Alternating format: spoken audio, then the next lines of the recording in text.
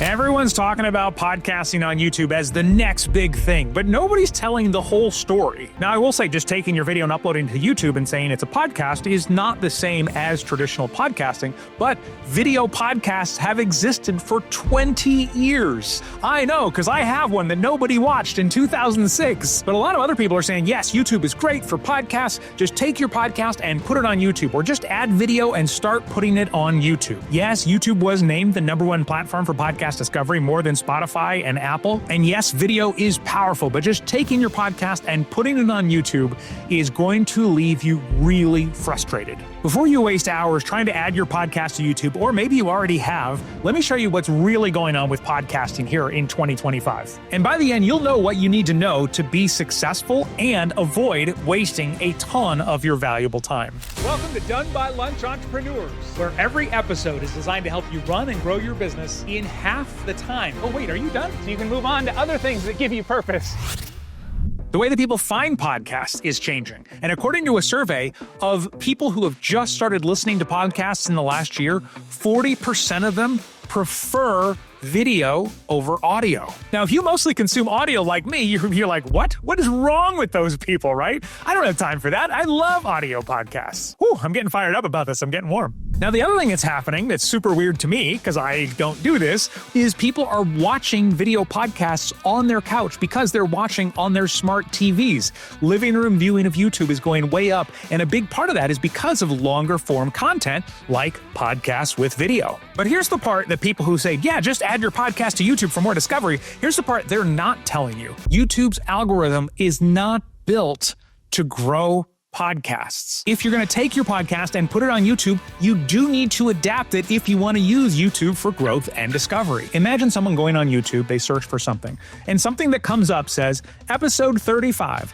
our first interview with John Smith about such and such and such, right? That's not the content that's on YouTube. People are not used to clicking on that. Not to mention, people on YouTube don't want to watch episode 35 of anything, unless it's something they're already watching, of course. So if you just upload your episodes and expect growth, you're going to be disappointed. But there is a way around that, and I'll explain that here in just a minute. Now, there are some big advantages of having your podcast with video on YouTube. Video builds trust faster. People love connecting with other faces. And when we make eye contact with the camera, the viewers feel like they are making eye contact with us. I think this is going to be even more true as we see more and more AI-generated video coming out. As I mentioned earlier, some audiences prefer video for their podcasts. If you have video for your podcast, promoting it becomes much, much easier because you can repurpose it into YouTube Shorts, Instagram Reels, all kinds of different things that you can't do well with an audio-only podcast. Having a podcast on YouTube, or technically on Spotify now because they have some of this, you can actually stay engaged with your audience and they can stay engaged with you because commenting and liking is built in,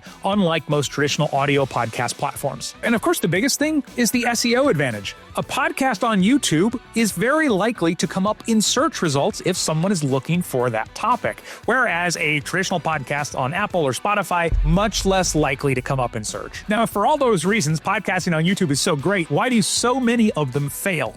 Let's talk about some of the harsh truths or the adaptations you're going to have to make to put your podcast on YouTube. First, you've got to make videos about topics and have titles that people are searching for. Otherwise, it's going to be really hard for YouTube to recommend them to new people. Having a video podcast can be more time consuming. Now, I will argue with most people that because of modern tools that we have, you can edit a video podcast almost as fast as you can edit an audio podcast. But you still, on YouTube, have to think about having a great thumbnail that people are going to click on. There's more to put in the description, add it to a playlist. Like, there's other factors that are involved with a video podcast on YouTube compared to just a regular podcast. There's definitely more competition on YouTube. In fact, if you took the number of active YouTube channels, so not abandoned channels, and the number of active podcasts, so not people that published a few episodes and then quit, YouTube is actually 99.996% more competitive than traditional podcasting. So there's definitely more competition on YouTube. Having a podcast on YouTube might hurt our ego. With an audio-only podcast, the main measurement that most people look at is downloads, right?